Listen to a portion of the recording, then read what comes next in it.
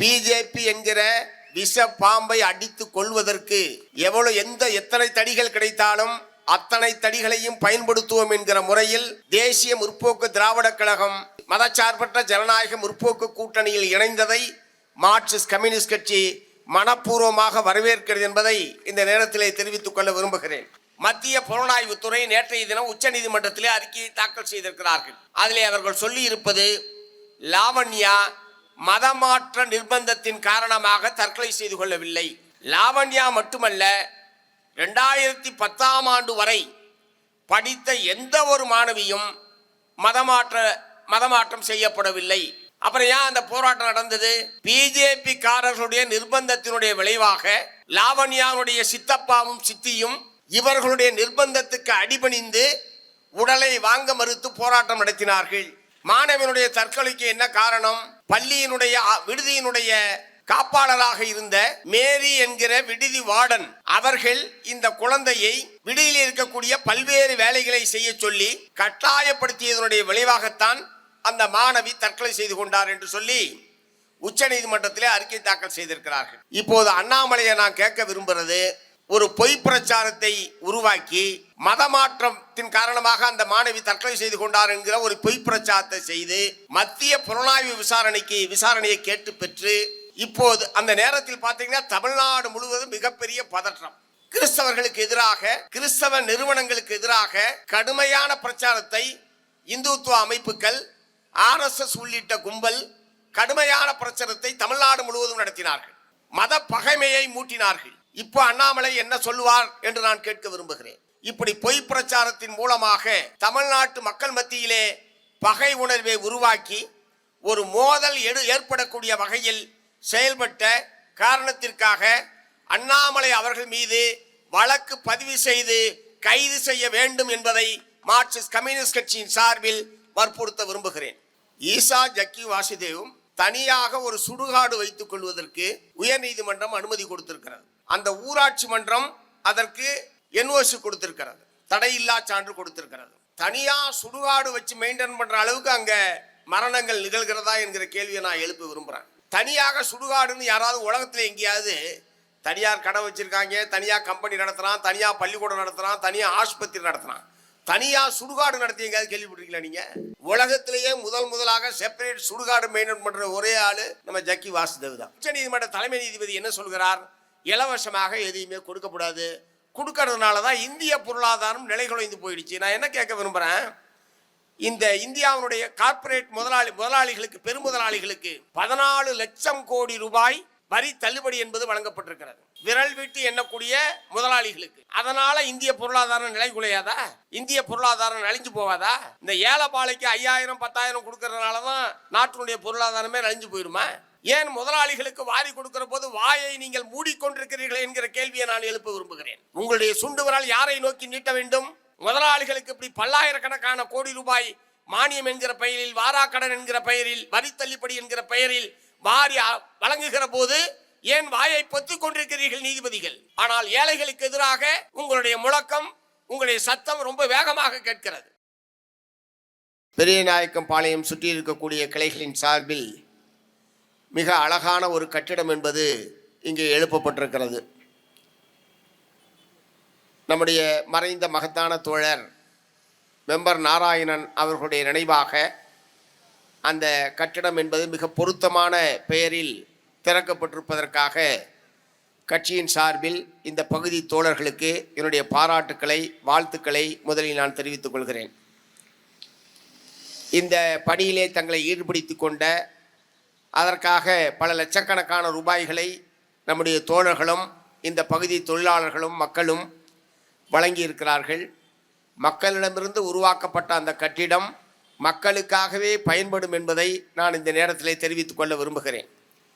இது போன்ற தமிழ்நாடு முழுவதும் ஏராளமான நம்முடைய கட்சியினுடைய செயல்பாட்டுக்கு அல்லது பொதுமக்கள் தங்களுடைய இயக்க பெருமூச்சுக்களை வெளிப்படுத்துகிற ஒரு இடமாக மார்க்சிஸ்ட் கம்யூனிஸ்ட் கட்சியினுடைய அலுவலகங்கள் தமிழ்நாடு முழுவதும் செயல்பட்டு கொண்டிருக்கிறது. உருவாக்கப்பட்டிருக்கிற கட்டிடங்கள் எல்லாமே பொதுமக்களுடைய நிதி உதவியினால் தான் கட்டப்பட்டிருக்கிறது. ஆகவே அந்த கட்டிடம் எந்த மக்களுக்காக மக்களிடமிருந்து பெறப்பட்டு கட்டப்பட்டதோ அந்த மக்களுக்காக பயன்பட வேண்டும் என்கிற உயரிய நோக்கத்தோடு தான் மார்க்சிஸ்ட் கம்யூனிஸ்ட் கட்சி இத்தகைய அலுவலகங்களை உருவாக்குகிறது, செயல்படுத்தப்படுகிறது என்பதை இந்த நேரத்திலே நான் தெரிவித்துக் கொள்ள விரும்புகிறேன். அதை போலவே கட்டிட திறப்பு விழாவோடு சேர்த்து நடைபெற இருக்கக்கூடிய சட்டப்பேரவை தேர்தலை நாம் எதிர்கொள்வதற்கு உதவியாக இந்த பகுதி குழுவுக்கு போடப்பட்ட, ஒன்றிய குழுவுக்கு போடப்பட்ட நிதி இலக்கையும் தோழர்கள் வெற்றிகரமாக நிறைவேற்றி இருக்கிறார்கள். அதற்காகவும் என்னுடைய பாராட்டுக்களை தெரிவித்துக் கொள்கிறேன். இவ்வளவு பெரிய கட்டிடம், தேர்தல் நிதி, இவை அனைத்துமே ஒரு ஏக காலத்தில் நிறைவேற்றப்படுகிறது என்று சொன்னால் இந்த பகுதியிலே இருக்கக்கூடிய மக்களுடைய பேராதரவை பெற்ற இயக்கமாக மார்க்சிஸ்ட் கம்யூனிஸ்ட் கட்சி செயல்படுகிற காரணத்தினாலே தான் இவற்றை மிக வெற்றிகரமாக உங்களால் நிறைவேற்ற முடிந்திருக்கிறது என்பதை நான் தெரிவிக்க விரும்புகிறேன். அநேகமாக தமிழ்நாடு முழுவதுமே மார்க்சிஸ்ட் கம்யூனிஸ்ட் கட்சியினுடைய தோழர்கள், பல ஆயிரக்கணக்கான தோழர்கள் கடந்த ஜனவரி மாதம் முழுவதும் உண்டியல் ஏந்தி மார்க்சிஸ்ட் கம்யூனிஸ்ட் கட்சியினுடைய வளர்ச்சி நிதியை வசூலித்துக் கொண்டிருக்கிறார்கள். ஜனவரி மாதம் என்றாலே உண்டியல் மாதம் என்று சொல்லத்தக்க அளவுக்கு தமிழ்நாட்டினுடைய பெரும்பாலான மாவட்டங்களில் ஜனவரி மாதம் கட்சிக்கான நிதி வசூலை வீடு வீடாக சென்று பெறுவது என்கிற பணியில் நம்முடைய தோழர்கள் தங்களை முழுமையாக அர்ப்பணித்துக் கொண்டிருக்கிறார்கள். அதன் மூலமாக பெறப்பட்ட நிதியிலே தான் நாம் எந்த மக்களுக்காக பாடுபடுகிறோமோ அவர்களிடமிருந்தே நிதியை பெற்று கட்சியினுடைய நடவடிக்கைகளை நாம் மேற்கொண்டிருக்கிறோம். அந்த வகையில் இந்த நிதி இலக்கை முடிப்பதற்கு காரணமாக இருந்த தோழர்களுக்கும் என்னுடைய பாராட்டுக்களை நான் தெரிவித்துக் கொள்ள விரும்புகிறேன். இன்றைய தினம் திராவிட முன்னேற்ற கழகத்தின் தலைமையான மதச்சார்பற்ற முற்போக்கு கூட்டணியில் தேசிய முற்போக்கு திராவிடர் கழகம் இன்று காலை வந்து இணைந்திருக்கிறது. பிஜேபி என்கிற விஷ பாம்பை அடித்து கொள்வதற்கு எத்தனை தடிகள் கிடைத்தாலும் அத்தனை தடிகளையும் பயன்படுத்துவோம் என்கிற முறையில் தேசிய முற்போக்கு திராவிடர் கழகம் மதச்சார்பற்ற ஜனநாயக முற்போக்கு கூட்டணியில் இணைந்ததை மார்க்சிஸ்ட் கம்யூனிஸ்ட் கட்சி மனப்பூர்வமாக வரவேற்கிறது என்பதை இந்த நேரத்திலே தெரிவித்துக் கொள்ள விரும்புகிறேன். ஏன் அந்த மதவெறி சக்தி முழுமையாக அடித்து கொள்ளப்பட வேண்டும் என்று சொன்னால், நாடு முழுவதும் அவர்களுடைய நடவடிக்கைகள் மக்கள் ஒற்றுமைக்கு விரோதமாகவும் மதவெறியை தூண்டக்கூடிய வகையிலேயும் வகுப்புவாத நடவடிக்கைகள் மூலமாக அப்பாவி பொதுமக்களை கொலை செய்கிற அல்லது கொல்லப்படுவதற்கு காரணமாக இருக்கக்கூடிய ஒரு கூட்டமாகத்தான் பாரதிய ஜனதா கட்சி என்பது நாடு முழுவதும் இருந்து கொண்டிருக்கிறது. RSS உள்ளிட்ட இந்துத்துவ அமைப்புகளோடு சேர்ந்து கொண்டு இத்தகைய மதவெறி நடவடிக்கைகளில், மக்களை கொல்லுகிற நடவடிக்கைகளில் அவர்கள் ஈடுபடுகிறார்கள். நேரடியாக கொலை செய்கிற வேலையிலே அவர்கள் ஈடுபடுவதில்லை. ஆனால் எந்த ஒரு சிறிய பிரச்சனை கிடைத்தாலும் அதை பயன்படுத்தி ஈர பேனாக்கி பேன பெருமாளாக்குறதுன்னு எங்கள் பக்கம் ஒரு பழமொழி சொல்லுவாங்க. அந்த மாதிரி எவ்வளவு சின்ன பிரச்சனையாக இருந்தாலும் அதை எப்படி ஊதி பெரிதாக்கி மாதக்கணக்காக வருடக்கணக்காக மக்கள் மத்தியிலே பதற்றத்தை உருவாக்குவது, பகைமையை ஏற்படுத்துவது, மோதல்களை உருவாக்குவது, அதன் மூலமாக கலவரத்தை ஏற்படுத்துவது, அதன் மூலமாக மனிதர்களை கொல்லுவது, இப்படிப்பட்ட நடவடிக்கைகளுக்கு ஏராளமான உதாரணங்கள் இந்தியாவிலே இருக்கிறது. நேற்றைய தினம் மத்திய புலனாய்வுத்துறை உச்ச நீதிமன்றத்தில் ஒரு அறிக்கையை தாக்கல் செய்திருக்கிறார்கள். கடந்த 2022ஆம் ஆண்டு தஞ்சாவூர் மாவட்டம் மைக்கேல்பட்டி என்கிற கிராமத்தில் புகழ்பெற்ற தேவாலயம் என்பது இருக்கிறது. தஞ்சையை பற்றி அறிந்தவர்களுக்கு தெரியும். மைக்கேல்பட்டி முழுக்க கிறிஸ்தவர்கள் வாழக்கூடிய கிராமம், மிக பழமையான தேவாலயம் இருக்கக்கூடிய ஒரு கிராமம். அந்த தேவாலயத்தை சார்ந்தவர்கள் அங்கே ஒரு அரசு உதவி பெறும் மேல்நிலை பள்ளியை நடத்தி கொண்டிருக்கிறார்கள். பெண் குழந்தைகளுக்கான மேல்நிலை பள்ளி அது. அந்த பள்ளியில் ஒரு மாணவி தற்கொலை செய்து கொள்கிறார், லாவண்யா என்கிற மாணவி. ஆனால் அந்த தற்கொலையை மத மாற்றத்தின் காரணமாகத்தான் அந்த மாணவி தற்கொலை செய்து கொண்டார் என்கிற ஒரு பொய் பிரச்சாரத்தை அன்றைக்கு பாரதிய ஜனதா கட்சியினுடைய தலைவராக இருந்த அண்ணாமலை அவர்கள் பொய் பிரச்சாரத்தை கிளப்பி தமிழ்நாடு முழுவதும் அதற்கு எதிரான லாவண்யாவுக்கு நீதி வேண்டும் என்று சொல்லி ஒரு பிரச்சாரத்தை அவிழ்த்துவிட்டு பிறகு உயர்நீதிமன்றத்திலே வழக்கு தொடுத்து அவர்களுக்கு வேண்டிய நீதிபதி வருகிற போது அந்த வழக்கை தொடுத்து மத்திய புலனாய்வுத்துறையுடைய விசாரணைக்கு உத்தரவிடப்பட்டது. ஒரு பள்ளியில் நடைபெற்ற ஒரு தற்கொலை. அது அவர்கள் சொல்லுகிற மாதிரி மதமாற்றத்தின் நிர்பந்தத்தின் காரணமாகத்தான் அந்த தற்கொலை நடைபெற்றது கூட வாதத்துக்காக வைத்துக் கொள்ளலாம். ஆனால் அது மத்திய புலனாய்வுத்துறை விசாரிக்க வேண்டிய அளவுக்கு முக்கியமான வழக்கா? தமிழ்நாடு அரசின் சார்பில் எதிர்ப்பு தெரிவித்ததற்கு பிறகும் அவர்களுக்கு வேண்டிய நீதிபதியிடம் அந்த வழக்கு இருந்த காரணத்தினால் நீதிபதி அவர்கள் மத்திய புலனாய்வுத்துறை விசாரணைக்கு உத்தரவிட்டார்கள். இப்போது 3 ஆண்டுகள் கழித்து மத்திய புலனாய்வுத்துறை நேற்றைய தினம் உச்ச நீதிமன்றத்திலே அறிக்கையை தாக்கல் செய்திருக்கிறார்கள். அதிலே அவர்கள் சொல்லி இருப்பது, லாவண்யா மதமாற்ற நிர்பந்தத்தின் காரணமாக தற்கொலை செய்து கொள்ளவில்லை. லாவண்யா மட்டுமல்ல, 2010ஆம் ஆண்டு வரை படித்த எந்த ஒரு மாணவியும் மதமாற்றம் செய்யப்படவில்லை. அப்புறம் ஏன் அந்த போராட்டம் நடந்தது? பிஜேபி காரர்களுடைய நிர்பந்தத்தினுடைய விளைவாக லாவண்யாவுடைய சித்தப்பாவும் சித்தியும் இவர்களுடைய நிர்பந்தத்துக்கு அடிபணிந்து உடலை வாங்க மறுத்து போராட்டம் நடத்தினார்கள். மாணவனுடைய தற்கொலைக்கு என்ன காரணம்?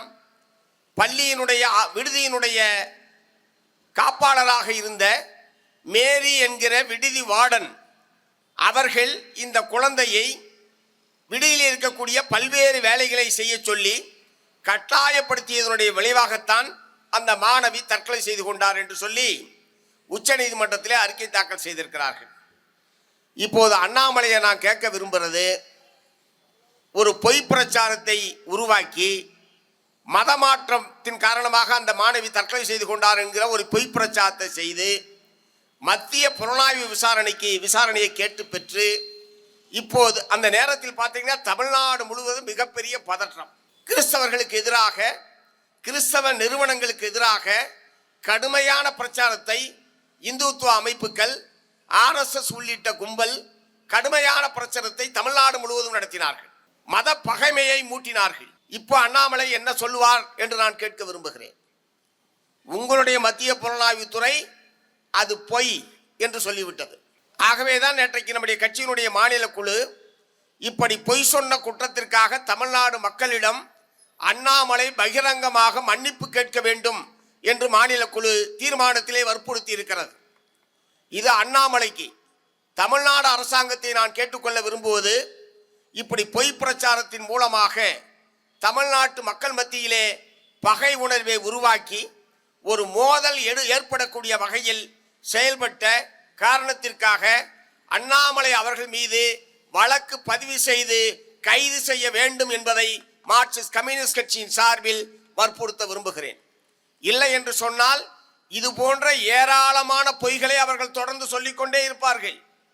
மக்கள் மத்தியிலே பதட்டத்தை உருவாக்கி கொண்டே இருப்பார்கள். பொய் சொன்னால், வேண்டுமென்றே வதந்தியை கிளப்பினால், வேண்டுமென்றே திட்டமிட்டு மக்களிடையே மோதலை உருவாக்கினால் சட்டம் பாயும், கைது செய்து சிறையிலே தள்ளுவோம் என்கிற நிலைமையை ஏற்படுத்துவதன் மூலமாகத்தான் இத்தகைய சக்திகளுக்கு ஒரு பாடத்தை புகட்ட முடியும். ஆகவே தமிழ்நாடு அரசாங்கம் உடனடியாக தஞ்சை லாவண்யா சம்பந்தப்பட்ட வழக்கில் அண்ணாமலை அவர்கள் மீது வழக்கு பதிவு செய்து உடனடியாக கைது செய்ய வேண்டும் என்று மார்க்சிஸ்ட் கம்யூனிஸ்ட் கட்சியின் சார்பில் நான் வற்புறுத்தி கேட்டுக்கொள்ள விரும்புகிறேன். இந்த பிரச்சனையை மட்டுமல்ல, உங்களுக்கெல்லாம் தெரியும், திருப்பரங்குன்றத்திலே தீபம் ஏற்றுகிற பிரச்சனை இன்றைக்கு வரைக்கும் 3 மாத காலமாக, 3.5 மாத காலமாக அந்த பிரச்சனையை அணையாமல் வைத்துக் கொண்டே இருக்கிறார்கள். டிசம்பர் மாதம் 3ஆம் தேதி தீபம் ஏற்றப்பட்டாகிவிட்டது. ஏற்றினாங்களா இல்லையா? நீங்க எல்லாம் வீடுகளில் தீபம் ஏற்றுனீங்கல்ல, அது டிசம்பர் மாதம் 3ஆம் தேதி கார்த்திகை தீபம் ஏற்றப்பட்டாகிவிட்டது. வேறொரு இடத்தில் தீபத்தை ஏற்ற வேண்டும் என்று சொல்லி வழக்கு போட்டு, ஆமா வேறொரு தூணில் தான் ஏற்றணும்னு சொல்லி நீதிபதியும் தீர்ப்பு கொடுத்து அதை முன்வைத்து இன்றைய தேதி வரை திருப்பரங்குன்றத்தில் தீபம் ஏற்ற தமிழ்நாடு அரசாங்கம் அனுமதிக்கவில்லை என்கிற பொய் பிரச்சாரத்தை உள்ளூர் தலைவர்களில் துவங்கி உள்ளூர் பிஜேபி தலைவர்கள் துவங்கி நாட்டினுடைய பிரதமர் வரை தொடர்ந்து அந்த பிரச்சாரத்தை செய்து கொண்டிருக்கிறார். மத்திய அமைச்சர் எல்முருகன் சொல்கிறார், பிரதமர் மோடி அவர்கள் மதுராந்தகத்திலே பேசுகிறார், தமிழ்நாட்டில் தீபம் ஏற்றுவதற்கு கூட அனுமதிக்கவில்லை என்று சொல்லி. 3ஆம் தேதி ஏற்றப்பட்டது தீபமா இல்லையா? அன்றைக்கு போன பல ஆயிரக்கணக்கான பக்தர்கள் அரோகரா முழக்கமிட்டு முருகனை தரிசித்தார்களே, அதையெல்லாம் நீங்க உங்க கணக்கில் சேர்த்துக்கவே மாட்டீங்களா? நீங்க பாரத மாதாக்கு ஜெயன்னு சொல்லி தீபம் ஏற்றினாதான் அந்த தீபமா ஏத்துக்குவீங்களா? ஆகவே இப்படி ஒவ்வொரு பிரச்சனையை நீங்கள் பார்த்தீர்கள் என்று சொன்னால் மக்களுக்கு எந்த விதத்திலும் பிரயோஜனப்படாத பிரச்சனைகளின் மீது இவர்கள் இப்படி ஊதி பெரிதாக்குவதன் மூலமாக மக்களுடைய முக்கியமான பிரச்சனைகளிலிருந்து திசை திருப்புகிற காரியத்தில் அவர்கள் திட்டமிட்டு செய்கிறார்கள். திசை திருப்புகிற நடவடிக்கையில் திட்டமிட்டு ஈடுபடுகிறார்கள். ஆகவேதான் இது போன்ற நடவடிக்கைகளுக்கு முற்றுப்புள்ளி வைக்க வேண்டும் என்கிற முறையிலே தான் இந்த பிரச்சனையில் அண்ணாமலை மீது வழக்கு பதிவு செய்ய வேண்டும், கைது செய்ய வேண்டும் என்கிற கோரிக்கையை மார்க்சிஸ்ட் கம்யூனிஸ்ட் கட்சி எழுப்புகிறது. தமிழ்நாடு அரசாங்கம் தயக்கமில்லாமல் இந்த நடவடிக்கை எடுக்க வேண்டும் என்று மார்க்சிஸ்ட் கம்யூனிஸ்ட் கட்சியின் சார்பில் நான் வற்புறுத்தி கேட்டுக்கொள்ள விரும்புகிறேன். அதை போலவே இங்க கோவை மாவட்டத்தில் ஈசா ஜக்கி வாசுதேவ் சமீபத்தில் சிவராத்திரியில் அவர் டான்ஸ் ஆடினதெல்லாம் நல்லா பார்த்து ரசிச்சிருப்பீங்க. ஆமாம், அதுக்கு நம்முடைய இராணுவ அமைச்சர் வேற, பாதுகாப்புத்துறை அமைச்சர் ராஜ்நாத் சிங் வேற வந்துட்டு போனார். அது பிரச்சனை இல்லை. ஆண்டுதோறும் போன தடவை குடியரசுத் தலைவர் வந்தார், அதுக்கு முன்னாடி பிரதமர் மோடியே வந்தார், அதுக்கு முன்னாடி வேற ஒருத்தர் வந்தார். அது ஒரு மேட்டர் இல்லை நமக்கு. அவங்களும் எல்லாம் ஒன்று மண்ணா இருக்காங்க, அதனால வந்துட்டு போகிறாங்க. அது பிரச்சனை இல்லை. இப்போ எனக்கு ஈசா ஜக்கி வாசுதேவும் தனியாக ஒரு சுடுகாடு வைத்துக் கொள்வதற்கு உயர்நீதிமன்றம் அனுமதி கொடுத்திருக்கிறது. அந்த ஊராட்சி மன்றம் அதற்கு என்ஓசி கொடுத்திருக்கிறது, தடையில்லா சான்று கொடுத்திருக்கிறது. தனியா சுடுகாடு வச்சு மெயின்டைன் பண்ற அளவுக்கு அங்க மரணங்கள் நிகழ்கிறதா என்கிற கேள்வியை நான் எழுப்ப விரும்புறேன். தினமும் செத்துக்கிட்டு இருக்காங்களா ஈசாவில்? அப்ப ஒரு செப்பரேட் சுடுகாடை மெயின்டைன் பண்ற அளவுக்கு அங்க அவ்வளவு பணம் உழுதான்னு நான் கேட்கிறேன். அங்க இருக்கிற மக்கள் ஏற்கனவே அங்க சுடுகாடுன்னு ஒன்று இருக்கத்தான் செய்யும், இடுகாடுன்னு ஒன்று இருக்கத்தான் செய்யும். அங்கதானே புதைச்சிக்கிட்டு இருக்காங்க, எரிச்சுக்கிட்டு இருக்காங்க. தனியாக சுடுகாடுன்னு யாராவது உலகத்தில் எங்கேயாவது தனியார் கடை வச்சிருக்காங்க, தனியாக கம்பெனி நடத்துறான், தனியாக பள்ளிக்கூடம் நடத்துறான், தனியாக ஆஸ்பத்திரி நடத்துறான், தனியாக சுடுகாடு நடத்தி எங்கேயாவது கேள்விப்பட்டிருக்கீங்களா நீங்க? உலகத்திலேயே முதலாக செப்பரேட் சுடுகாடு மெயின்டைன் பண்ற ஒரே ஆளு நம்ம ஜக்கி வாசுதேவ் தான். அதுக்கு எப்படி உயர் நீதிமன்றம் அனுமதி தருகிறது? எப்படி உள்ளூர் ஊராட்சி மன்றம் அதுக்கு அனுமதி தடையில்லா சான்று வழங்குகிறது? தமிழ்நாடு அரசாங்கம் எப்படி இந்த வழக்கை வேடிக்கை பார்த்தது என்கிற கேள்வியை நான் எழுப்ப விரும்புகிறேன். இப்ப நேற்றைக்கு என்ன நடந்திருக்குன்னா, காந்திபுரம் ஏரியாவில் ஈசா எங்க இருக்குது? காந்திபுரம் எங்க இருக்குது? காந்திபுரத்திலேருந்து ஒரு 5 பணத்தை எடுத்துட்டு போய் அங்கே எரிச்சிருக்காங்க. அநேகமாக அவர் பிணம் எரிக்கிற பிசினஸ் ஆரம்பிச்சிருக்காரோன்னு எனக்கு சந்தேகமா இருக்கு. ஜக்கி வாசுதேவும் பிணம் எரிக்கிற பிசினஸ், ஏற்கனவே பல பிசினஸ் அங்க இருக்கு, அதோட பிணம் எரிக்கிற பிசினஸ் ஏதாவது ஆரம்பிச்சிருக்காருன்னு நான் கேட்க விரும்புறேன். இல்லைன்னா காந்திபுரத்திலேருந்து அந்த ஜக்கி ஈசா யோகா மையம் போற வரைக்கும் இடையில சுடுகாடே இல்லையா? காந்திபுரம் ஏரியாவில் எங்கேயுமே புதைக்கிறதுக்கான ஒரு ஏரியான்னு இல்லையா? மாநகராட்சி அதுக்குன்னு ஒரு இடத்த ஒதுக்கலையா? எதுக்கு இங்க இருக்கிற பணத்தை பூரா வண்டியில ஏற்றிட்டு போய் அங்கே எரிக்கிற? நீ என்ன சொல்றானுவா? அங்க எரிச்சா புண்ணியமா? பிசினஸ் எப்படி நடக்குது பாத்தீங்களா? ஏன்டா இங்க எரிக்காம அங்க கொண்டு போறீங்கன்னு கேட்டா, ஈசா வளாகத்துக்குள்ள எரிச்சா புண்ணியம் ஸ்ட்ரைட்டா சொர்க்கத்துக்கு போயிடுவாரு. உங்க ஏரியா சுடுகாட்டில் எரிச்சா அவருக்கு புண்ணியம் கிடைக்காது. இப்ப அப்படி ஒரு பிரச்சாரத்தை ஆரம்பிச்சு அநேகமாக இனிமேல் தினந்தோறும் பிணங்கள் கோவை மாவட்டங்களிலிருந்து ஈசாவை நோக்கி தினந்தோறும் பிணம் சென்றால் ஆச்சரியப்பட வேண்டிய அவசியம் இல்லை.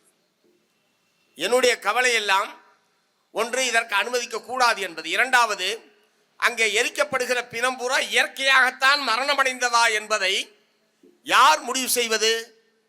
யார் அதற்கு உத்தரவாதம் கொடுப்பது?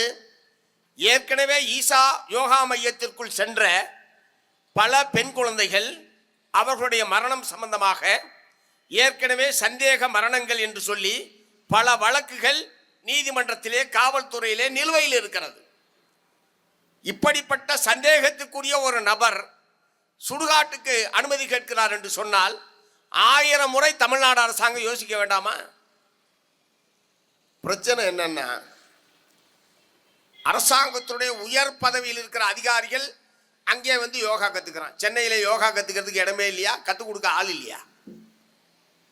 உயர் நீதிமன்ற நீதிபதிகள் இங்கே வந்து யோகா கத்துக்கிறேன்னு வராங்க. இங்க எங்க வந்து ஈஷாக்குள்ள வந்து யோகா கத்துக்கிறேன்னு வராங்க.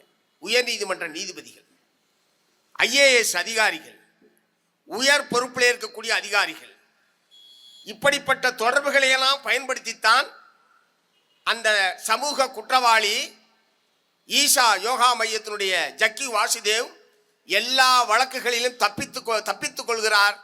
தான் நினைக்க வேண்டிய காரியத்தை பூரா அவர் சாதித்துக் கொள்கிறார். ஆகவே அதிகார வர்க்கத்தினுடைய துணையோடு, நீதிபதிகளுடைய துணையோடு, இப்போது தனியார் சுடுகாட்டை சட்டபூர்வமாக நீதிமன்றத்தினுடைய அனுமதியோடு அவர் துவக்கி இருக்கிறார். நாங்கள் எதிர்த்திருக்கிறோம். மார்க்சிஸ்ட் கம்யூனிஸ்ட் கட்சி உயர்நீதிமன்றத்தினுடைய உத்தரவை எதிர்த்து உச்ச நீதிமன்றத்திலே வழக்கு தொடுப்பதற்கான நடவடிக்கைகளை நாங்கள் எடுத்துக்கொண்டிருக்கிறோம். அடுத்த ஒரு சில நாட்களில் இந்த தீர்ப்பை ரத்து செய்ய வேண்டும், உடனடியாக இதற்கு தடை விதிக்க வேண்டும் என்று சொல்லி கட்சியின் சார்பில் உச்ச நீதிமன்றத்திலே வழக்கு தாக்கல் செய்ய இருக்கிறோம். ஏற்கனவே பிரபல வழக்கறிஞர் பிரசாந்த் பூஷன் அவர்கள் இந்த உயர்நீதிமன்றத்துடைய உத்தரவுக்கு எதிராக அவர் ஒரு வழக்கை உச்ச நீதிமன்றத்திலே தாக்கல் செய்திருக்கிறார். இது ஏதோ எங்களுடைய பிரச்சனை அல்ல. ஈஷா யோகா மையத்திற்குள் செல்லக்கூடியவர்களுடைய உயிருக்கு பாதுகாப்பு வேண்டும். இயற்கையாக மரணமடைந்து அவர்கள் புதைக்கப்பட்டாலோ எரிக்கப்பட்டாலோ நமக்கு பிரச்சனை இல்லை. அது இயற்கையான மரணம்தான் என்பதை யார் முடிவு செய்வது? அதுக்கு யார் உறுதி கொடுப்பது? ஆகவே இது மிக மிக அயோக்கியத்தனமான ஒரு காரியம். ஆகவே நாங்கள் நம்ம முதல்ல வற்புறுத்தினது, இந்த உயர்நீதிமன்றத்துடைய தீர்ப்பை எதிர்த்து தமிழ்நாடு அரசாங்கம் உச்ச நீதிமன்றத்தில் மேல்முறையீடு செய்ய வேண்டும் என்ற கோரிக்கையைத்தான் மார்க்சிஸ்ட் கம்யூனிஸ்ட் கட்சி எழுப்பியது. நாங்கள் வழக்கு போட்டாலும், பிரசாந்த் பூஷன் அவர்கள் வழக்கு போட்டாலும், தமிழ்நாடு அரசாங்கம் மேல்முறையீடு செய்ய வேண்டும் என்பதை இந்த கூட்டத்தின் வாயிலாக அரசை நான் வற்புறுத்த விரும்புகிறேன். இரண்டாவது, தமிழ்நாடு அரசுக்கு இங்கே பாரதியார் பல்கலைக்கழகத்திற்கு நிலம் கொடுத்த விவசாயிகள் ஏறத்தாழ கடந்த 45 ஆண்டு காலமாக இழப்பீடு கேட்டு போராடி கொண்டிருக்கிறார்கள். நம்முடைய மார்க்சிஸ்ட் கம்யூனிஸ்ட் கட்சி தமிழ்நாடு விவசாய சங்கம் உட்பட பலகட்ட போராட்டங்களை நடத்தி, தமிழ்நாடு அரசாங்கத்தோடு பலகட்ட பேச்சுவார்த்தை நடத்தி ஒரு இறுதி கட்டத்தை நாங்கள் எட்டிவிட்டோம், ஒரே தவணையில் மொத்த பணத்தையும் கொடுத்து விடுவோம் என்று சொல்லி முதலமைச்சர் முன்னிலையிலேயே உயர் அதிகாரிகள் எங்களிடத்திலே தெரிவித்தார்கள். அது தெரிவிச்சு இப்ப 2 மாசத்துக்கு மேலாச்சு.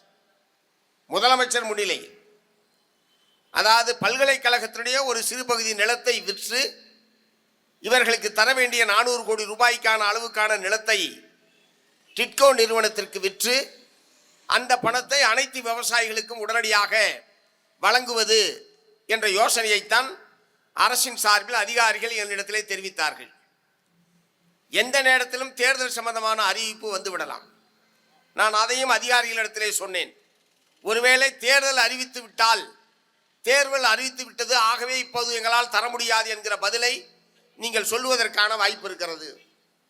ஆகவே இப்படி கொள்கை ரீதியாக ஒரு தீர்வை ஏற்படுத்தியதற்கு பிறகு அதில் தாமதம் செய்யாமல் உடனடியாக பணத்தை வழங்குவதற்கு, விவசாயிகளுக்கு வழங்குவதற்குரிய நடவடிக்கை எடுக்க வேண்டும் என்று நேரடியாக பலமுறை வற்புறுத்தி இருக்கிறோம். இப்போது நான் வற்புறுத்த விரும்புகிறேன்.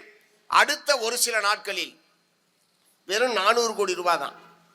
இன்றைய தினம் தமிழ்நாடு அரசுக்கு ஒரு நன்றி சொன்னேன். தமிழ்நாடு முழுவதும் இருக்கக்கூடிய போக்குவரத்து தொழிலாளர்களுக்கு வழங்க வேண்டிய நிலுவைத் தொகையை வழங்க வேண்டும் என்று சொல்லி நம்முடைய CITயின் சார்பில் பலகட்ட போராட்டம் நடைபெற்றது தோழர்களுக்கு தெரியும். நேற்று இரவு ஒரே தவணையில் ஏறத்தாழ 2256 கோடி ரூபாயை ஒரே தவணையில் அடுத்த மார்ச் மாதம் வரை, வரக்கூடிய மார்ச் மாதம் வரை வழங்க வேண்டிய நிலுவைத் தொகையை ஒரே தவணையில் நேற்றைய தினம் தமிழ்நாடு அரசாங்கம் வங்கியிலே அந்த கணக்கிலே செலுத்தி இருக்கிறது. அதற்காக போக்குவரத்து துறை அமைச்சரை தொடர்பு கொண்டு பாராட்டினேன். அதை நாம் பாராட்டவும் செய்வோம், கொடுக்கலன்னா கேட்கவும் செய்வோம். அதனால அதுக்கு பாராட்டினதுனால பாரதியார் பல்கலைக்கழகத்தை நடுத்தருவில் விட முடியாது. பாரதியார் பல்கலைக்கழகம் இயங்குவதற்கு அடிப்படை நிலம். நிலம் இல்லாமல் பல்கலைக்கழகம் கட்ட முடியுமா? ஆகவே அந்த விவசாயிகள் நம்ம பகுதிக்கு ஒரு பல்கலைக்கழகம் வருவது உயர்கல்வி நம்முடைய குழந்தைகள் எல்லாம் பெறுவதற்கான ஒரு நல்ல வாய்ப்பை ஏற்படுத்தும் என்கிற நோக்கத்தோடு தான் நிலத்தை வழங்கினார்கள். ஆனால் 45 ஆண்டு காலமாக இருந்த ஆட்சியாளர்கள் யாரும் அதிலே ஒரு நிரந்தரமான தீர்வை ஏற்படுத்தக்கூடிய வகையில் முடிவை எட்டவில்லை. மேலும் மேலும் வழக்கு, மேலும் மேலும் வழக்கு என்று சொல்லி கடைசியாக உயர்நீதிமன்ற தீர்ப்பை அமல்படுத்துங்கள் என்பதுதான் நம்முடைய கோரிக்கை.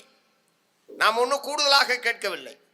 உயர்நீதிமன்றம் பாரதியார் பல்கலைக்கழகத்திற்கு நிலம் கொடுத்த விவசாயிகளுக்கு எத்தனை சதவீத வட்டியோடு பணத்தை வழங்க வேண்டும் என்று சொல்லி இருக்கிறதோ அந்த தீர்ப்பை அமல்படுத்துங்கள் என்பதுதான் இப்போது நம்முடைய கோரிக்கை. நாம் ஒன்று கூடுதலாக கேட்கவில்லை. நிலத்தினுடைய மதிப்பு பல நூறு மடங்கு உயர்ந்து விட்டதனால் கூடுதலாக பணத்தை கொடுங்கள் என்று கூட கேட்கவில்லை. உயர்நீதிமன்றம் என்ன தீர்ப்பு சொல்லி இருக்கிறதோ அதை நீங்கள் நடைமுறைப்படுத்துங்கள் என்பதுதான் நம்முடைய கோரிக்கை. அதற்கு ஒரு தீர்வையும் அவர்கள் சொன்னார்கள். அது ஒரு நல்ல ஏற்கத்தக்க ஒரு விஷயமாகத்தான் இருந்தது. ஆனால் தேவையற்ற ஒரு காலதாமதத்தை செய்து கொண்டிருப்பதாக படுகிறது. ஆகவே தமிழ்நாடு அரசாங்கம் அடுத்த ஒரு சில நாட்களுக்குள், ஏனென்று சொன்னால் அநேகமாக மார்ச் மாதம் முதல் வாரத்தில் தேர்தலுக்கான அறிவிப்பு என்பது வர இருக்கிறது. ஏன்னா இப்போ 23ஆம் தேதி வாக்காளர் பட்டியலை வெளியிட போகிறாங்க. 26, 27 தேர்தல் மத்திய தேர்தல் ஆணையர்கள் இங்கே வரப்போகிறார்கள். அனைத்து கட்சிகளோடும் ஆலோசனை நடத்துகிறார்கள். ஆகவே மார்ச் முதல் வாரத்தில் தேர்தல் சம்பந்தமான அறிவிப்பு வருவதற்கான எல்லா விதமான வாய்ப்புகளும் இருக்கிறது. ஆகவே இவ்வளவு தூரத்துக்கு நீங்கள் திட்டமிட்டு தேர்தல் காரணமாக அது வழங்கப்படாமல் போனால் விவசாயிகள் மிகப்பெரிய ஏமாற்றத்துக்கு உள்ளாவார்கள். இவ்வளவும் செய்து கூட இந்த அரசாங்கம் தராமல் போய்விட்டதே என்கிற அதிருப்தி தான் திமுக அரசாங்கத்தின் மீது வரும். ஆகவே தாமதம் செய்யாமல் அந்த பாரதியார் பல்கலைக்கழகத்துக்கு நிலம் கொடுத்த விவசாயிகளுக்கு முழுமையான இழப்பீட்டை வழங்குவதற்கு முன்வர வேண்டும் என்று இந்த சந்தர்ப்பத்தில் கேட்டுக்கொள்ள விரும்புகிறேன். அடுத்து நம்முடைய அமெரிக்காவுக்கும் நம்முடைய இந்தியாவுக்கும் சமீபத்தில் ஒரு வர்த்தக ஒப்பந்தம் நடந்திருக்குது. அப்படிதான் பத்திரிகையெல்லாம் செய்தி வந்திருக்குது. அமெரிக்காவுக்கும் இந்தியாவுக்கும் ஒரு வர்த்தக ஒப்பந்தம் ஏற்பட்டிருக்கிறது. ஆனால் அந்த ஒப்பந்தம் ஏற்பட்டதை அறிவிச்சது யாரு? அமெரிக்க அதிபர் ட்ரம்ப். நம்ம நாட்டுக்குன்னு தனியாக ஒரு பிரதமர் இருக்காரு. அவர் இதை பற்றி எதுவுமே சொல்லலை. 18% வரி இந்தியாவிலிருந்து அமெரிக்காவுக்கு ஏற்றுமதி செய்யக்கூடிய அல்லது அங்கே இறக்குமதி செய்யக்கூடிய பொருட்களுக்கெல்லாம் 18% வரி. அமெரிக்காவிலேருந்து இந்தியாவுக்கு வரக்கூடிய பொருட்களுக்கு பூரா வரியே கிடையாது. இப்படி ஒரு ஒப்பந்தத்தை இதுவரை கேள்விப்பட்டிருக்கீங்களா? அமெரிக்காவிலிருந்து 45 லட்சம் கோடி ரூபாய்க்கு மதிப்புள்ள பொருட்கள் இந்திய சந்தைகளில் வந்து இறங்க போகுது.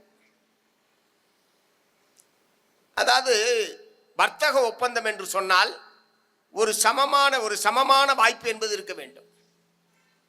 இது சமமற்ற ஒரு ஒப்பந்தமாக இருக்கிறது. அதாவது நம்ம நாட்டில் வந்து இறங்குற பொருளுக்கு வரி கிடையாது. நம்ம நாடு வரி போடாது. நம்ம நாட்டிலேருந்து அமெரிக்காவுக்கு போகிற பொருள்களுக்கு பூரா 18% வரி போடுவான். இது எப்படி எல்லாத்துக்கும் சமமான வாய்ப்புள்ள ஒரு ஒப்பந்தமாக எப்படி ஏற்க முடியும்? இப்போ இங்கே வந்து 1 கிலோ நெய் 500 ரூபான்னு வச்சுங்க. இப்போ நம்ம நாட்டில் உற்பத்தி ஆகிற நம்ம பால் கறந்து நெய்யாக்கி வெண்ணெயாக்கி நெய்யாக்கி இது பண்ணுறது 1 கிலோ நெய் 500 ரூபான்னு வச்சுங்க. அங்கேருந்து வர்ற நெய் மனித உழைப்பே கிடையாது. இப்போ மனித உழைப்பே இல்லாமல் மனிதர்களுக்கு கூலியே கொடுக்காமல் எந்திரத்தின் மூலமாக உற்பத்தி செய்து வரியே இல்லாமல் நம்ம ஊருக்கு வந்தா அந்த நெய் அந்த வெண்ணெய் அந்த நெய் வந்து கிலோ 200 ரூபான்னு விற்கிறான்னு வச்சுங்க. நம்ம ஆட்கள் எந்த நெய்யை வாங்குவாங்க? நம்ம ஊர் நெய் 500 ரூபா. அதுவும் அமெரிக்காவிலேருந்து வருதுன்னா நம்மளால் விட்டுருவானா? அப்போ வெளிநாட்டிலேருந்து நெய் வருதுடா, அது அமெரிக்கா நெய். இது அமெரிக்க நெய்யெல்லாம் யானையில் வந்து வர்றது மாதிரியும் நம்ம வீட்டு நெய் பூரா மாட்டிலேருந்து வர்ற மாதிரியும். ஆகவே அங்கேருந்து 200 ரூபாய்க்கு கிலோ கிடைக்குதுன்னு வச்சுங்க. எந்த நெய்யை வாங்குவாங்க? ஏன்னா வரி கிடையாது, மனித உழைப்பு கிடையாது, எல்லாமே எந்திரம். நம்மளால ஒத்த மாடு வச்சிருக்கிறவன் என்ன பண்ணுவான்? பாலை கறந்து அவன் குடும்பமே குடிக்க வேண்டியதான். எத்தனை நாளைக்கு குடிக்க முடியும்? இது பால் உற்பத்தி பொருட்களுக்கு மட்டுமல்ல, பால் மூலமாக உற்பத்தி ஆகக்கூடிய எல்லா பொருட்களும் இனிமேல் இங்கே குவிய போகிறது. அதே மாதிரி வேளாண் விளைபொருட்கள் எல்லாமே 1000 ஏக்கர் 2000 ஏக்கர் 3000 வைத்திருக்கக்கூடிய பெரும் பண்ணைகள் தான். இங்கே இந்த மாதிரி 1/2 ஏக்கர் வச்சுக்கிட்டு அதையே நிலக்கிழார்னு போட்டுக்கிட்டு இருக்கிறவெல்லாம் கிடையாது. நம்ம ஊரில் 1/2 ஏக்கர் வச்சிருக்கிற நிலக்கிழார்னு போட்டுக்கிறார்ல, அந்த மாதிரிலாம் அங்கே கிடையாது. 1000 ஏக்கர் 2000 ஏக்கர் வச்சிருக்கவங்க கூட முதலாளி தான். அதில் பூராவுமே எந்திரங்கள் தான். விதைக்கிறதுலேருந்து அறுவடை ஆகி வண்டியில் ஏற்றுற வரைக்கும் பூராவுமே எந்திரங்கள் தான். எல்லாமே ஆட்டோமேட்டிக் தானியங்கி எந்திரங்கள். அங்கேயும் மனித உழைப்பு என்பது கிடையாது. மிக குறைவான உற்பத்தி செலவில் மிக அதிகமான மானியத்தை பெற்று அங்கே இருக்கக்கூடிய இந்த பெரும் பண்ணையார்கள் வேளாண் விளைபொருட்களை உற்பத்தி செய்கிறார்கள். அவன் இங்கே கொண்டு வந்து இறக்குறானா, நம்ம ஊரில் விளையிற பொருட்கள் வேளாண் விளைபொருட்களுக்கு எப்படி விலை கிடைக்கும்? ஆகவே இந்தியாவினுடைய முதுகெலும்பு விவசாயிகள் சொல்லுவாங்க. அந்த முதுகெலும்பை முறிக்கக்கூடிய வகையிலே தான் இந்த அமெரிக்க இந்திய வர்த்தக ஒப்பந்தம் என்பது ஏற்பட்டிருக்கிறது. நம்ம சொன்னோம், பாராளுமன்றத்தில் நம்முடைய பாராளுமன்ற உறுப்பினர்கள் எழுப்பினார்கள், இந்த ஒப்பந்தம் போட்டோம்னு சொல்றீங்களே, அது என்னதாயா ஒப்பந்தம்? அதை பாராளுமன்றத்தில் வைங்க, அது என்னதான் இருக்குன்னு நாங்களும் தெரிஞ்சுக்கிறோம். இன்னைக்கு வரைக்கும் பாராளுமன்றத்தில் வைக்கப்படவில்லை. அதை ரகசியமாக, அது இன்னும் வெளிப்படைத்தன்மையோடு அந்த ஒப்பந்தம் வெளியிலே வந்தால் இன்னும் என்னென்ன வகையிலெல்லாம் இந்தியாவில் இருக்கக்கூடிய உழைப்பாளி மக்கள் விவசாயிகள் பாதிக்கப்பட போகிறார்கள் என்பதெல்லாம் அப்போதுதான் தெரியும். நீ கற்பனை பண்ணி பாருங்களே, 45 லட்சம் கோடி ரூபாய்க்கு பொருள் அங்கேருந்து வரப்போகுதுன்னா யோசிச்சு பாருங்க. அதனால தான் அந்த நாட்டினுடைய வேளாண்மை துறை செயலாளர் மிகுந்த மகிழ்ச்சியோடு இந்த ஒப்பந்தத்தை வரவேற்றிருக்கிறார். அமெரிக்காவுடைய வேளாண்மை துறை செயலாளர் அவங்க மகிழ்ச்சியோடு வரவேற்கிறாங்கன்னா என்ன அர்த்தம்? அவங்களுக்கு சாதகமாக இருக்கிறதுனால தானே மகிழ்ச்சியோடு வரவேற்கிறாங்க. இந்தியாவுக்கு சாதகமாக ஒரு ஒப்பந்தம்னு சொன்னால் அந்த அம்மா வரவேற்பாங்களா? அந்த நாட்டினுடைய வேளாண்மை துறை செயலாளர். ஆகவே இவங்களுக்கு இந்தியா மேலேயும் கரிசனை கிடையாது. பிஜேபி காரனுக்கு இந்தியா நாட்டுடைய மக்கள் மீதும் எந்த விதமான அக்கறையும் கிடையாது என்பதற்கு இந்த ஒப்பந்தம் மிகச்சிறந்த எடுத்துக்காட்டு. ஆகவே இவர்களுடைய கவலையெல்லாம் சமீபத்தில் 1ஆம் தேதி நம்முடைய நிதியமைச்சர் அவர்கள் இந்த ஆண்டுக்கான பட்ஜெட்டை சமர்ப்பித்திருக்கிறார். நிதிநிலை அறிக்கை. இந்தியாவில் இருக்கக்கூடிய இன்றைக்கு மக்கள் எதிர்நோக்கி கொண்டிருக்கக்கூடிய எந்த பிரச்சனைக்கும் தீர்வை சொல்லாத ஒரு பட்ஜெட் தான் இப்போது அவங்க சமர்ப்பித்திருக்கிற பட்ஜெட். பட்ஜெட்டை பற்றி பேசுகிறானா ஊடகம் பூரா என்ன பேசுறாங்க தெரியுமா? அந்த அம்மா காஞ்சிபுரம் பட்டு புடவை கட்டியிருக்காங்க. அதுதான் அன்னைக்கு பூரா செய்தி. நம்ம நிதியமைச்சர், எந்த நம்ம நிதியமைச்சர்? தமிழ்நாட்டை சேர்ந்த நிதியமைச்சர் தமிழ்நாட்டில் இருக்கிற காஞ்சிபுரத்துலேருந்து ஒரு பட்டுப்புடையை வாங்கிட்டு போய் அதை கட்டிக்கிட்டு நிதி நிலை அறிக்கை அவங்க பாராளுமன்றத்தில் சமர்ப்பிச்சிருக்காங்க. இது இப்போ ரொம்ப முக்கியமான செய்தியா? ஏன்னா பட்ஜெட்டுக்குள்ள என்னடா இருக்கு அதை பற்றி பேசிக்கிடான்னா பட்டுப்புடவை கட்டியிருந்தாங்க, அது காஞ்சிபுரத்தில் வாங்கிட்டு போனாங்க. இது ஒரு செய்தின்னு பேசிகிட்டு இருக்காங்க. நாட்டில் வேலையின்மை மிகப்பெரிய பிரச்சனையாக இருக்கிறது. ஏராளமான வேலை வாய்ப்பை வழங்கக்கூடிய சிறு குறு தொழில்கள் நலிந்து போய் அப்போவோன்னு இருக்குது. அப்போனா சிறு குறு தொழில்களை பாதுகாப்பதற்கான ஏதாவது மானியம், கடன் உதவி, இந்த மாதிரியான அறிவிப்புகள் ஏதாவது இருக்க வேண்டுமா வேணாமா? அதற்கான எந்த அறிவிப்பும் அதிலே கிடையாது. விவசாய தொழிலாளருடைய தற்கொலை என்பது தொடர்ந்து கொண்டிருக்கிறது. விவசாயத்தை பாதுகாப்பதற்கால் அல்லது விவசாய வேளாண் விளைபொருட்களுக்கு கட்டுப்படியான லாபகரமான விலை வழங்குவதற்கான எந்த யோசனையும் அந்த நிதிநிலை அறிக்கையிலே இல்லை. இப்போ விவசாயிக்கும் ஒன்றும் இல்லை, தொழிலாளிக்கும் ஒன்றும் இல்லைன்னா அப்புறம் என்னடா பட்ஜெட் போடுறீங்க? இந்த கேள்வியை நாம் நம்மளுக்குள்ளே கேட்டுக்கிறது இல்லை, மக்கள்கிட்ட போய் கேட்கணும். அப்படி ஏதாவது இருந்தால் அவனை சொல்லுங்க.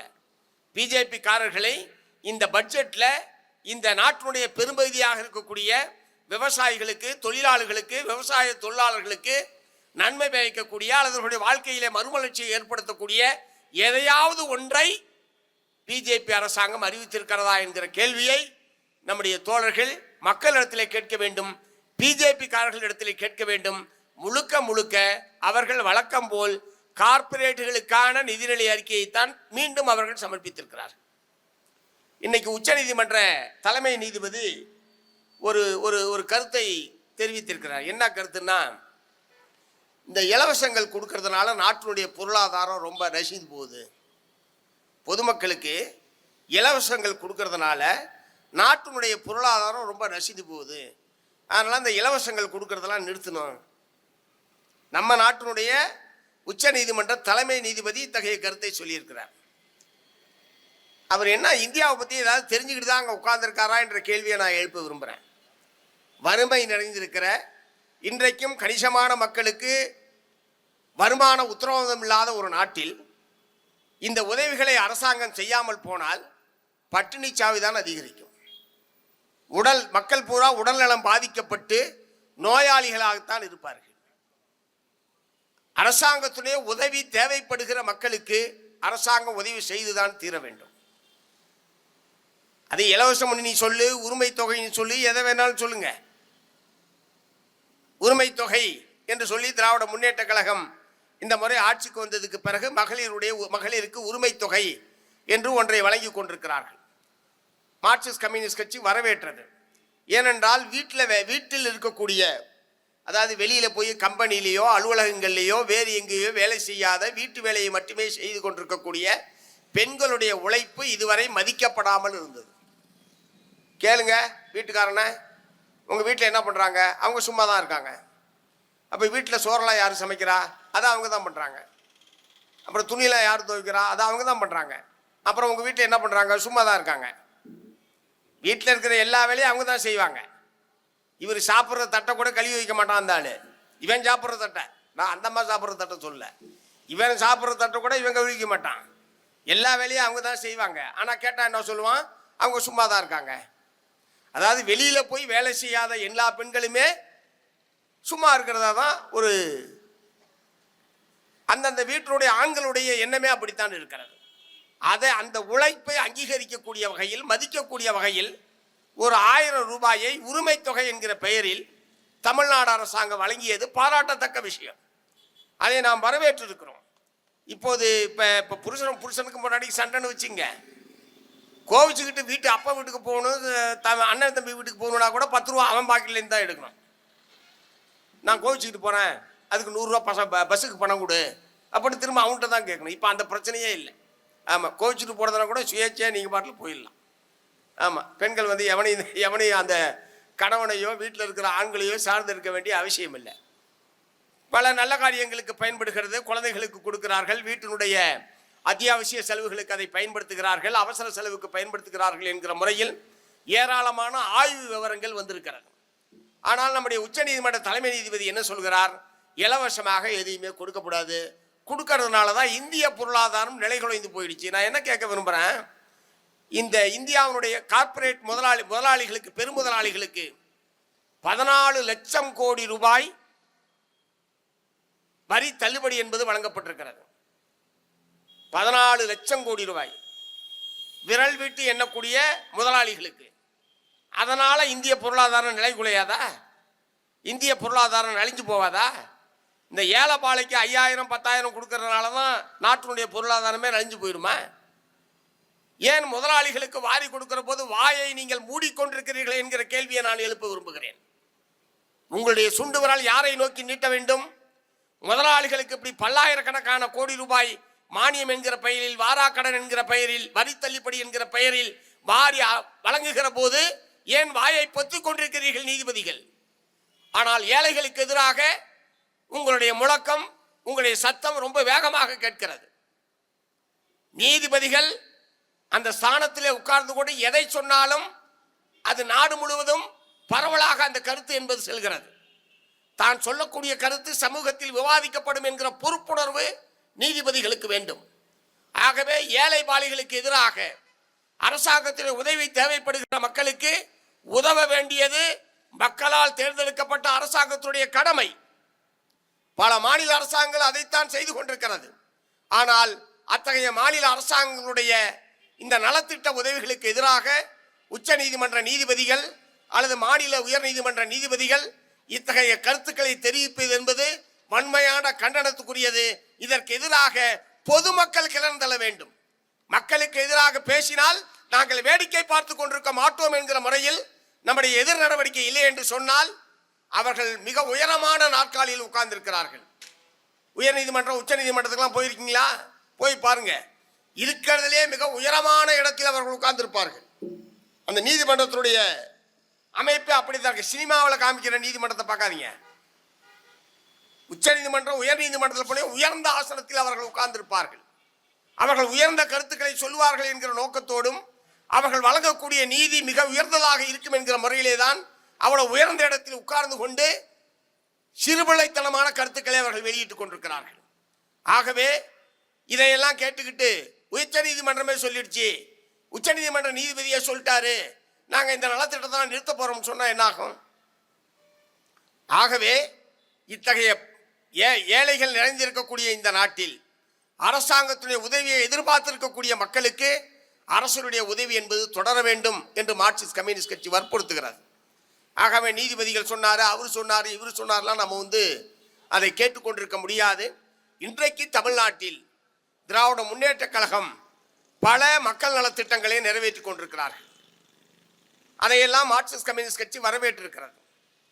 அதே நேரத்தில் திமுகவோடு எங்களுக்கு முரண்பாடே இல்லை என்ற அர்த்தம் அல்ல. திமுகவோடு உடன்பட முடியாத பல விஷயங்கள் இருக்கிறது. நேற்றைய தினம் நம்முடைய மாநில குழுவில் ஒரு தீர்மானத்தை நிறைவேற்றி இருக்கிறோம். பார்த்திருப்பீர்கள் தோழர்கள்.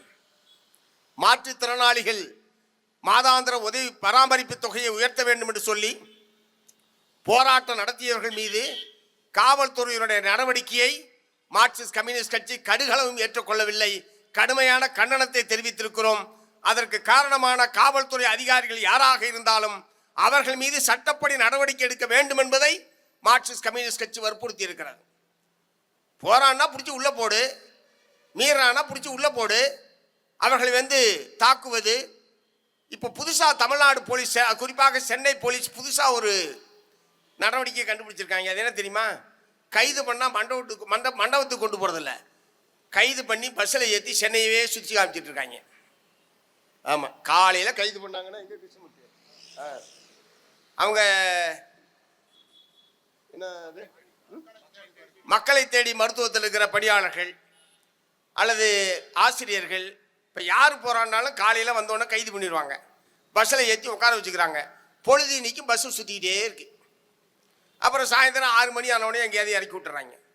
மறுநாள் காலையில் ஏற்றுறாங்க, சுற்றிக்கிட்டே இருக்கு. அப்புறம் சாயந்தரம் 6 மணிச்சுனா இறக்கி விட்றாங்க. என்ன முறை இது? கைது பண்ணாங்க, தொடர்ந்து போராடுறாங்கன்னா ரிமாண்ட் பண்ணிட்டு போ. ரிமாண்ட் பண்ணியா சிறையில் அட, நீதிமன்றத்துக்கு கொண்டு போ. அதுக்கு பதிலாக நீங்கள் இந்த மாதிரி புதுவிதமாக மக்களை பொழுதுனிக்கு பஸ்ஸில் உட்கார வச்சு அவங்க இயற்கை உபாதைகளை கழிப்பதற்கு கூட வாய்ப்பு தராமல், உணவளிக்காமல், தண்ணீர் கொடுக்காமல் இந்த மாதிரியெல்லாம் சித்திரவதை செய்வீங்களா? இதற்கெல்லாம் போலீஸுக்கு யார் அதிகாரம் கொடுத்தது? இதையெல்லாம் கண்டிக்க வேண்டிய தமிழ்நாடு அரசாங்கம், முதலமைச்சர் அவர்கள் மௌனமாக இருப்பது சரியா?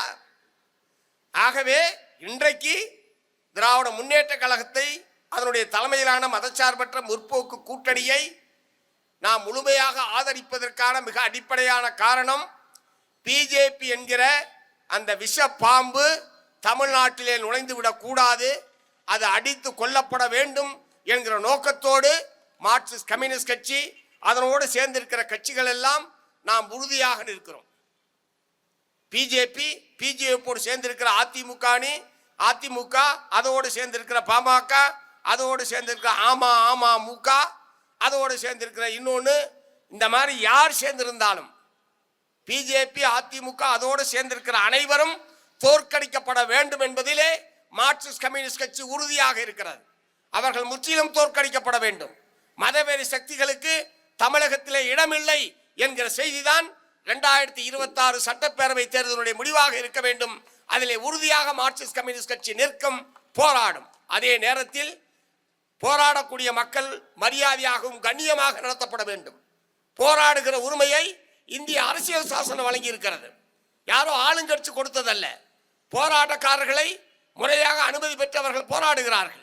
அவர்கள் கண்ணியமாக நடத்தப்படுவதை தமிழ்நாடு அரசாங்கம் உறுதி செய்ய வேண்டும். மீறி நடக்கக்கூடிய காவல்துறை அதிகாரிகள் மீது நீங்கள் உரிய நடவடிக்கை எடுப்பதன் மூலமாக சட்டப்படியாக போராடுவதற்கு உரிமை இருக்கிறது என்று சொன்னால் ஒழுங்குபடுத்துவதற்கான உரிமை உங்களுக்கு இருக்கிறது. அதற்கு மாறாக நடந்து கொண்டால் அதை எதிர்த்து வலிமையாக மார்க்சிஸ்ட் கம்யூனிஸ்ட் கட்சி கண்டன குரலை எழுப்பும் என்று சொல்லி வாய்ப்புக்கு நன்றி கூறி நிறைவு செய்கிறேன். வணக்கம்.